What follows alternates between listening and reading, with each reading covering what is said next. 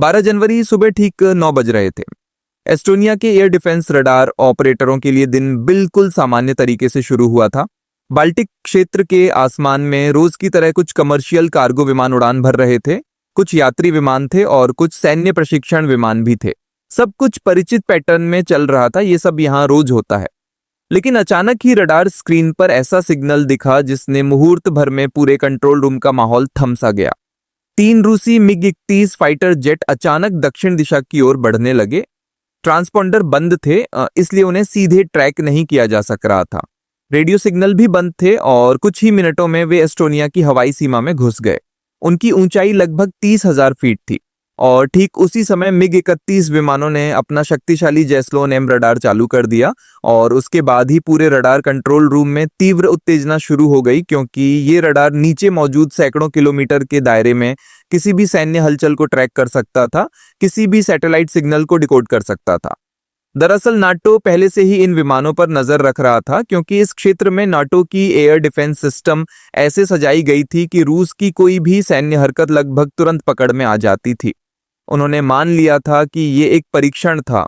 रूसी विमान दरअसल ये जानना चाहते थे कि नाटो कितनी तेजी से प्रतिक्रिया दिखाता है, कहां से फाइटर उड़ते हैं और सीमा कहां तक खींची गई है। नीचे तेलिन शहर अपनी रोजमर्रा की व्यस्तता में डूबा हुआ था। करीब 4 लाख लोग ऑफिस और स्कूल जा रहे थे। उनमें से किसी को पता नहीं था कि उनके सिर के ठीक ऊपर कुछ ऐसा हो रहा है। अब नाटो भी ये समझ नहीं पा रहा था कि अगर वो सीधे सख्त कदम उठाते हैं तो रूसी फाइटर क्या प्रतिक्रिया देंगे। नाटो की ओर से पहली प्रतिक्रिया आसमान में ही आई। इटालियन एयरफोर्स के 2 यूरोफाइटर टाइफून पास के इलाके में गश्त लगा रहे थे। हाई कमांड से निर्देश आते ही वो सीधे रूसी विमानों की ओर बढ़ गए। इसके बाद धीरे धीरे आसमान में नाटो की मौजूदगी और बढ़ती गई। फिनलैंड के F-18, स्वीडिश ग्रिपेन, फिर पोलैंड और जर्मनी के विमान सभी एक ही आसमान में आ घुसे।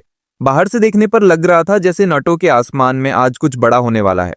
मिग-31 वाले जानते थे कि नाटो के इतने सारे लड़ाकू विमानों के बीच वो कुछ नहीं कर सकते। वो ये भी जानते थे कि जिस हवाई सीमा में उन्होंने प्रवेश किया है वहां उन्हें 1 इंच भी छूट नहीं दी जाएगी। लेकिन वो चक्कर लगा रहे थे, अपनी स्थिति बदल रहे थे और इस तरह उड़ रहे थे जैसे उन्हें कोई डर ही नहीं है। असली संदेश तो इसके बाद आया। कुछ ही मिनटों बाद बाल्टिक आसमान में फिर से रूसी उड़ानें दिखाई दी। इस बार एक साथ 4 सुखोई 35 फाइटर, पूरी तरह हथियारों से लैस, खुले रडार प्रोफाइल के साथ, बिना किसी छुप-छुपावट के। इस दृश्य ने पूरा खेल बदल दिया। सुखोई 35 ऐसा फाइटर है जो सिर्फ शक्तिशाली ही नहीं है, इसे दुनिया का सबसे खतरनाक फाइटर जेट कहा जाता है। इसकी कई टन मिसाइल ले जाने की क्षमता, लंबी दूरी की एयर टू एयर मिसाइलें, शक्तिशाली रडार और इलेक्ट्रॉनिक वॉरफेयर की सक्षमता किसी भी प्रतिद्वंद्वी को 2 बार सोचने पर मजबूर कर देती है। एक साथ इतने सारे भारी फाइटर का मतलब सिर्फ उपस्थिति नहीं था, ये एक स्पष्ट संदेश था। इस बार नाटो के आसमान में पहले जैसी सक्रियता नहीं दिखी, कोई त्वरित प्रतिक्रिया नहीं, कोई खुली चुनौती नहीं, क्योंकि सब जानते हैं सुखोई 35 ऐसा प्लेटफॉर्म है जिसके साथ गलतफहमी का मतलब होता है कि स्थिति कुछ ही सेकंड में हाथ से निकल सकती है। ये चुप्पी कमजोरी नहीं थी, ये वास्तविकता को समझने का प्रतिबिंब था। रूस उस दिन ये समझाना चाहता था कि इस आसमान में वो सिर्फ मेहमान नहीं है, वो इस हिसाब का हिस्सा है और एक बार अगर हिसाब शुरू हो जाए तो वो हाथ की पहुंच में सीमित नहीं रहेगा। बाल्टिक क्षेत्र के आसमान में उस दिन कोई गोली नहीं चली, कोई मिसाइल नहीं दागी गई, लेकिन ताकत का संतुलन नए सिरे से तय कर दिया गया। नाटो जानता है कि सुखोई 35 क्या कर सकता है और रूस भी जानता है कि नाटो क्या कर सकता है, और शायद यही आपसी समझ वो कारण थी जिसने सब कुछ शांतिपूर्ण तरीके से समाप्त कर दिया।